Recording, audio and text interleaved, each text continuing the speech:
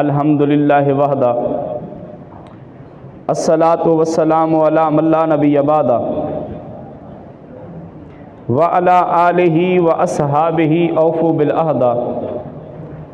اما بعد فاعوذ باللہ من الشیطان الرجیم بسم اللہ الرحمن الرحیم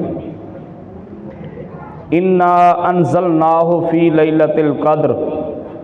وما ادراک ما لیلۃ القدر لیلۃ القدر خیر من الف شہر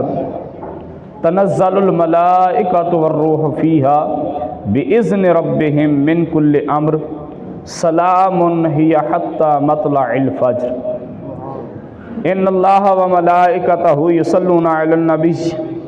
یا ایہا الذین آمنوا صلوا علیہ وسلموا تسلیما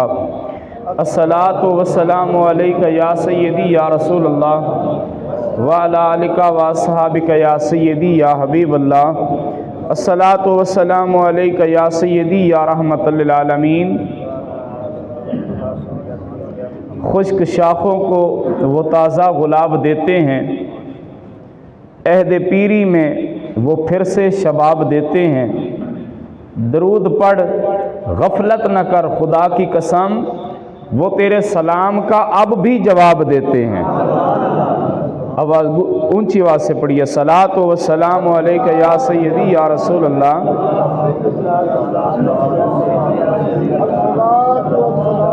صلاۃ و سلام علیک یا سیدی یا رحمت للعالمین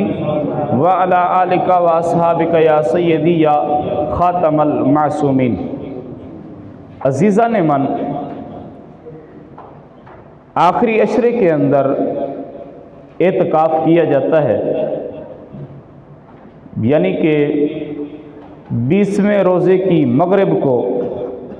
افطاری وہاں کرنی ہوتی ہے، عصر کے بعد وہ آدمی وہاں پہنچ جائے، افطاری اپنے خیمے میں کرے۔ 10 دن کا اعتکاف جو ہے وہ میرے آقا حضرت محمد مصطفیٰ صلی اللہ علیہ وآلہ وسلم کی سنت ہے۔ اعتکاف کا کیا مطلب ہے؟ یعنی کہ گھر بار چھوڑ کر اللہ کی رضا کے لیے خانہ خدا میں ڈیرا لگا لینا، اس کو اعتکاف کہا جاتا ہے۔ یعنی کہ آدمی گھر بار کے غرض و غایت، اپنے گھر کے جو مسائل ہیں وہ سب پس پشت ڈال کر اللہ کی رضا کے لیے اللہ سے لو لگا کر مسجد میں آ کر بیٹھ جائے، اس کو اعتکاف کہا جاتا ہے۔ راضی کس کو کرنا ہے؟ اللہ کو کرنا ہے۔ اور جو میری مائیں بہنیں بیٹیاں گھر میں اعتکاف کرنا چاہتی ہیں، وہ بھی ایسے ہی ہے کہ اپنے گھر کے کسی کمرے میں تو وہ اعتکاف کرے گی، تو ایک کی ڈیوٹی ہوگی، گھر میں سے کسی ایک کی ڈیوٹی ہوگی جو اس کو کھانا فراہم کرے گی۔ ہاں اگر کوئی اور بھی چلا جائے تو حرج نہیں ہے، لیکن یہ نہ ہو کہ وہاں جو ہے نا اس کے پاس جا کر ڈیرا ہی لگا لیں، بس اس کو کھانا پہنچانا ہے پھر واپس آ جانا ہے۔ نبی کریم صلی اللہ تعالی علیہ وآلہ وسلم فرماتے ہیں، اور اس حدیث کے راوی حضرت امام حسین ہیں، اللہ اکبر، آپ فرماتے ہیں کہ نبیوں کے بادشاہ میرے نانا جان نے فرمایا، جس آدمی نے رمضان المبارک کے 10 دنوں کا اعتکاف کر لیا، اللہ رب العالمین اس بندے کو 2 حج اور 2 عمروں کا ثواب عطا فرمائے گا۔ آدمی آج تو کہتے ہیں نا کہ 2-2.5 لاکھ روپیہ، نہیں، اب تو حج کے لیے زیادہ پیسے چاہیے، تقریباً 10-12 لاکھ روپے لگتا ہے۔ تو جو آدمی عمرے کے لیے جائے اس کو بھی تقریباً 2.5-3 لاکھ روپے چاہیے، لیکن جو بندہ گھر بار چھوڑ کر، محنت مشقت کو چھوڑ کر اب آپ عمرے کے لیے جائیں تو پھر بھی آپ کو کعبۃ اللہ کا طواف کرنا، ہاں جی، صفا مروہ کی سعی لازم ہے۔ اس میں جو آدمی کو مشقت اٹھانا پڑتی ہے،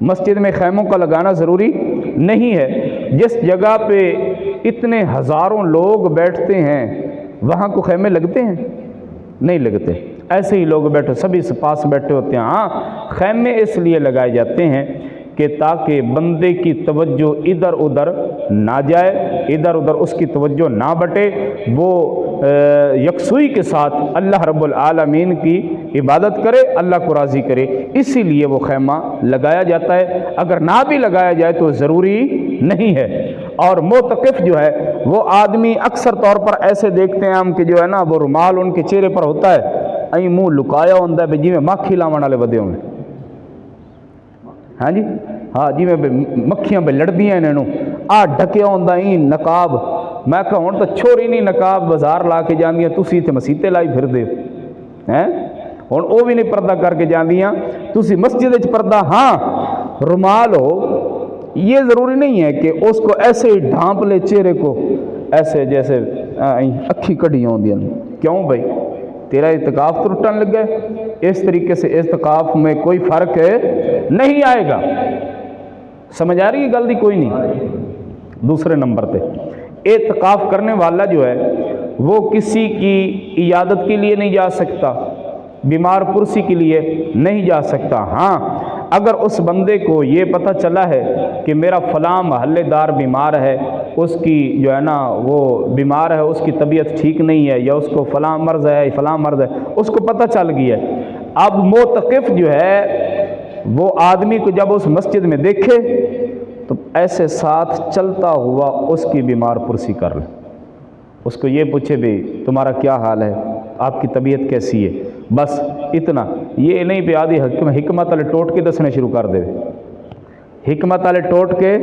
نہیں دس سکتا، بس اس کی بیمار پرسی کر سکتا ہے کہ آپ کی کیا حال ہے، طبیعت کیسی ہے، اللہ آپ کو شفا دے، بس اتنا کر سکتا ہے، باقی اور کچھ نہیں۔ یہ نہیں بھی ہاتھ پکڑ کے تو حجرے چ لئی جاوے،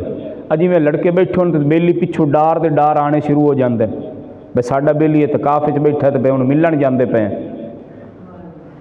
اعتکاف وچ فرق نہیں آندا، لیکن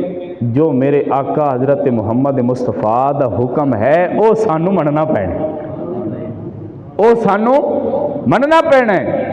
بھئی یہ پچھو ہی آ کے انہوں نے آ کے ملنا ہی تے حضرت صاحب مڑ بیٹھے کڑے پاروان ہیں، اسی لیے یہ حکم ہے کہ وہ یکسوئی کے ساتھ دل لگی کے ساتھ اللہ رب العالمین۔ پھر یہ بھی پوچھتے ہیں کہ دوسرا اعتکاف کے دوران موبائل فون یوز کر سکتے ہیں یا نہیں؟ جی میں ناصر مدنی آندا ہے، آخر میں دکھی سے پوچھیا بھئی اور ہے تو چٹکلے باز انہوں تو میں ویسے ہی آندا ہونا بھی سٹے ڈرامہ لائے پی ہے، آندا میں انہوں کہ ایک جنے پوچھا بھئی موبائل فون اسی لے جا سکتے ہیں اعتکاف دے اندر؟ آخر میں آخا تینوں پھا کیڑا چڑھیا بھی تو تے جا باننا ہے، آخر نہ بوڑ مطلب ہے بھئی ہر چیز تو کٹ جانا، اگر وہ موبائل فون اس واسطے لے جاندہ ہے بھی او دے وچ قرآن ہے، قرآن تو ویسے مسجد مکدے ہی نہیں، بھری پئی ہے مسجد ساڈی، ہاں جی او چاہ کے پڑھے، ہاں اگر انہوں مثال طور پہ اے ضرورت ہے بے وچوں حدیثاں یا کوئی چیز اور پڑھ سکتا ہے تو اس واسطے لے جاوے، اے نہیں کہ مڑ روزانہ اتنے بیٹھے فون کرے بے آج فلانی شے پکا تے گل دیو، آج فلانی شے پکا، آج پکوڑے آویں تے آج سموسے آویں تے آج فلانی شے آوے تے آج فلانی شے آوے، اے دے واسطے موبائل فون نہ رکھے۔ ہاں اس لیے رکھ سکتا ہے کہ اس میں حدیث کی بک ہیں، اس کی جو ہے نا وہ پڑھتا رہے، نبی پاک کے فرامین پڑھتا رہے، اس لیے رکھ سکتا ہے، ورنہ وہ اور کسی چیز کے لیے نہیں رکھ سکتا۔